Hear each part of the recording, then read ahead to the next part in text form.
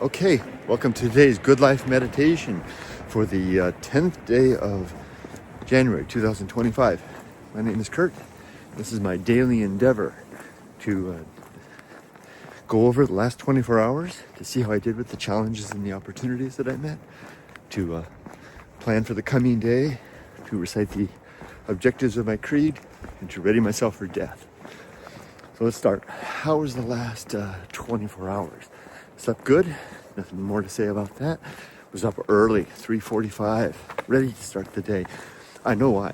It's because of an increased and improved resolve that came yesterday when I exercised some very stoic determination of what was and what is not within my control.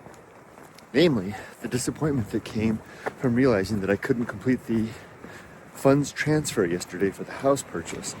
Just bumped into a financial procedural limit for the funds that could only be sent every 4 days. So, damn it. I should have known that was coming because the same thing happened when we bought the car. I forgot. So I should have moved the money in one fell swoop rather than, but then if I had done that, I might have bumped into another limit. So, long story short, I saw through all of that and realized, hey, Kurt, I can't control these financial limits. I can't control the ceilings that they put on things, nor can I control the yen conversion rate, which I was hoping to lock in this week. It was quite favorable. I could change next week, but I can't control those things. So what the heck am I worried about? Why am I fussing and fretting over something that is beyond my control? Right? And my mind listened, because you know how sometimes your mind doesn't listen? You tell it a certain thing, and the mind's like, yeah, but I still got all these worries. And you say, hey, but that doesn't make any sense because of the following. Yeah, I know, but I'm immature. But I like to panic. You know, one of the big ones is the mind says, I enjoy the distraction of worry. Starting to catch on to that. Damn, it took me 60 years to get here. And now my mind is being a little more, what's the word? A little more reasonable in that. If I can make a reasonable argument to it, it acquiesces and says, yeah, okay. So yesterday, a couple of things happened. That happened like 3 times yesterday. Something happened. My internal panic meter began to rise. You know, fuss, her hands ringing. My wife's really familiar with that. She watches me do that a lot. She's seen me do that for over the decades. But yeah, and then quickly I said, but Kurt, this is not reasonable for you to be upset. There's a better use of your time. That's what it is. I think that's what it is. So something's happened recently where these being free during the day and being out and about, I'm seeing all kinds of older people like myself who, and I don't mean to sound uncharitable, but they appear on the surface level to have fallen in some sort of a rut. Even walking the same course, even walking the same way, even doing the same routines that they can't seem to get out of.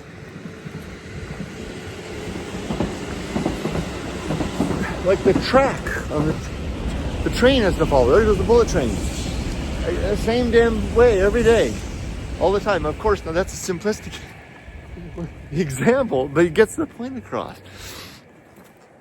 And I'm recognizing in myself that same proclivity, but I'm also seeing that starts early, right? I mean, it's the kind of thing that starts young in life when we're in our,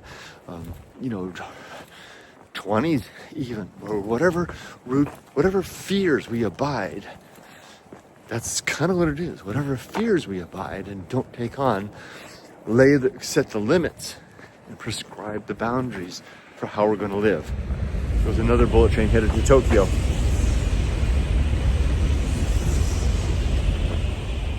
Freight train motoring up back there. You can see the lights of that freight train back there.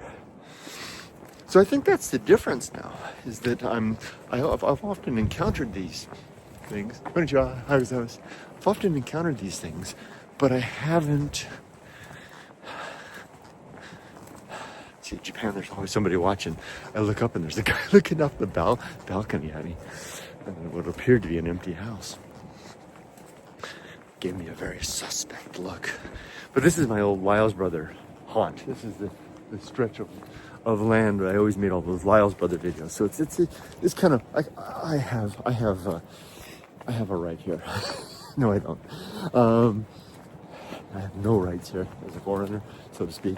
Right? You know what I mean in the metaphorical sense. It's not the right word, but you know what I mean. Anyway, back to the point. I woke with increased resolve this morning to not allow yesterday.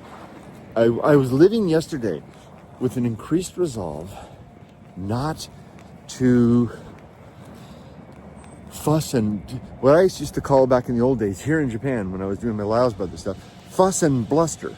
I'm resolved to not live amidst that fuss and bluster because time is pushing. Whatever I do or don't do at this point has impact and effect. I don't want to spend the last decade or two, if I'm lucky, of my life shuffling about in some rote manner, despairing of my ability to not break out of that. So when I saw yesterday that I was in a predicament with the money, that I couldn't get it across until this time next week, instead of allowing myself another 24 hours or 48 hours of fuss and bluster, I said, to hell with that. I'm going to go for a hike. And I did. And I had a good time. That also happened two other times, although I can't remember the particulars, but I noted them at the moment. And I'm pleased with that more mature attitude and perspective. So that was yesterday. I'm going to try to cross the crossing here as the freight train motors by.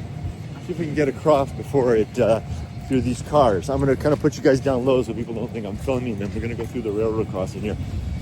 Hey, there's a bug truck. Let's hike across.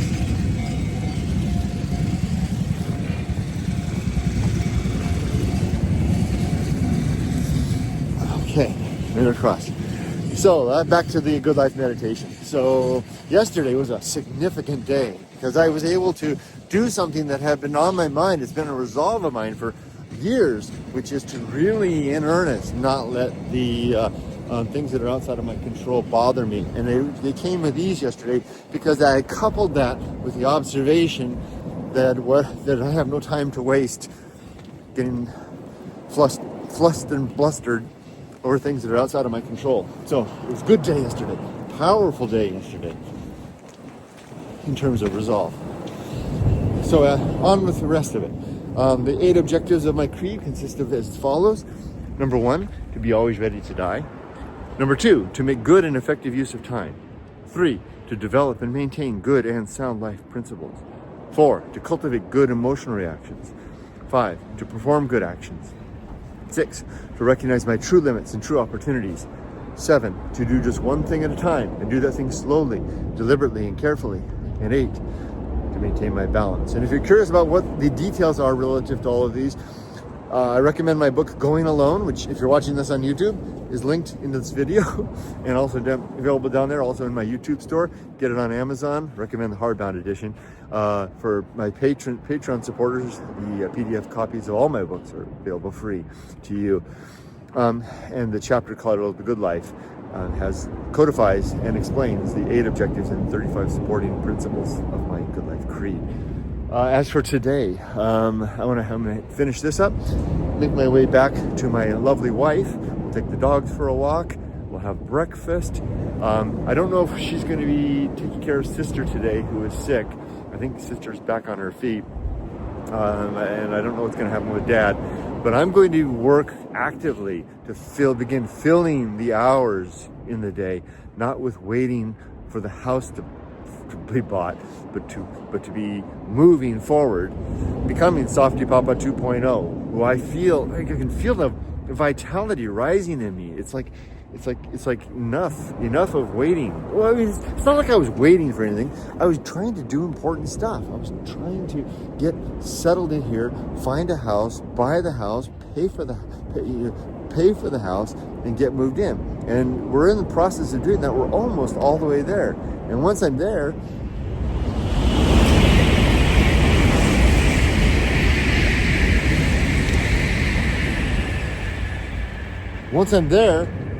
I'm free to be the new me. Am I ready for death? My affairs are in order. My relationships are sound. And my life work? Definitely complete. It's all gravy now. Doesn't mean I'm just gonna rest on my laurels. I'm gonna move forward actively. No longer seeking after purpose, but engaged in living out my decided life purpose.